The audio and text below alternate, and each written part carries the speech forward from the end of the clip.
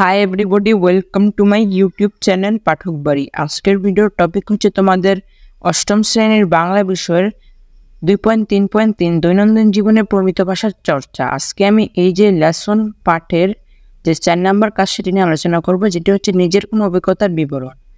So তোমরা যদি আমাদের আগের ভিডিওগুলো না দেখে থাকো তাহলে তোমরা অবশ্যই আমাদের চ্যানেলে গিয়ে দেখে নিবা এবং আজকের এই ভিডিওটা তোমরা সম্পূর্ণ দেখো। সো শুরু করছি। সো নিজের কোনো অভিজ্ঞতার বিবরণ এর অ্যান্সার স্ক্রিপ্টটা আমি দেখিনি। সত্যটা দেখো, একটি ঐতিহাসিক স্থান ভ্রমণে আমার অভিজ্ঞতা। সো তোমরা যে কোনো একটা অভিজ্ঞতা দিতে পারো। ঐতিহাসিক স্থান বলতে সেই স্থানকে বোঝায় যেটি ইতিহাসের স্বাক্ষর বহন করে। মানুষের মন কৌতূহলী তা অজানাকে জানতে ও অদেখাকে দেখতে চায়। ঐতিহাসিক স্থানের ক্ষেত্রে মানুষের আগ্রহ আরও বেশি। ছোটবেলা থেকে আমাদের দেশের ঐতিহাসিক স্থানগুলো দেখার আগ্রহ আমার প্রবল। গত শরৎকালীন ছুটিতে আমি একটি বিখ্যাত ঐতিহাসিক স্থান বাগেরহাট দর্শনের সুযোগ পেয়েছিলাম। আমি সেখানে আমার কতিপয় বন্ধুকে নিয়ে গিয়েছিলাম। বাগেরহাটের আকর্ষণীয় ঐতিহাসিক স্থানগুলো হলো খানজাহান আলীর মাজার, খানজাহান আলীর দিঘি, তারপর হচ্ছে ৬০ গম্বুজ মসজিদ এবং ঘোড়া দিঘি।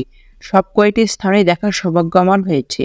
খানজাহান আলীর মাজারটি কারুকাজ সম্বলিত একটি সুন্দর একতলা ভবন। চৈত্র মাসের পূর্ণিমা রাতে মাজারের পাশে এক বিরাট মেলা অনুষ্ঠিত হয়। এই মাজারের সামনে একটি বিশালায়তনের দিঘি রয়েছে। এই দিঘিতে দুর্লভ প্রজাতির কুমির রয়েছে, যা পৃথিবীর অন্য কোথাও পাওয়া যায় না। আমি ৬০ গম্বুজ মসজিদও পরিদর্শন করেছি।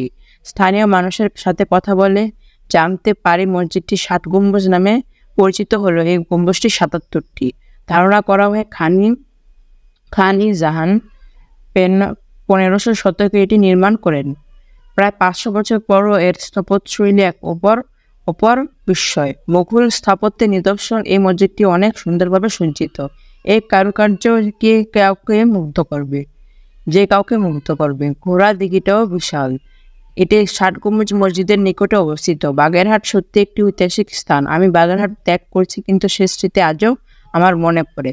সো আশা করি তোমরা বুঝতে পেরেছো। আমরা পরবর্তীগুলো দেখে নিই। সো দেখো, আমরা পরবর্তীতে 5 নাম্বার যেটা সর্বশেষ সেটা নিয়ে আলোচনা করবো। এসব ভিডিও পেতে তোমাদের অবশ্যই আমাদের চ্যানেলটি সাবস্ক্রাইব করে রাখতে হবে এবং পাশে থাকা বেল আইকনটি প্রেস করে দিতে হবে। সো আজকে পর্যন্ত তোমরা ভালো থেকো, সুস্থ থাকো। আসসালামু আলাইকুম ওয়া রাহমাতুল্লাহি ওয়া বারাকাতুহু।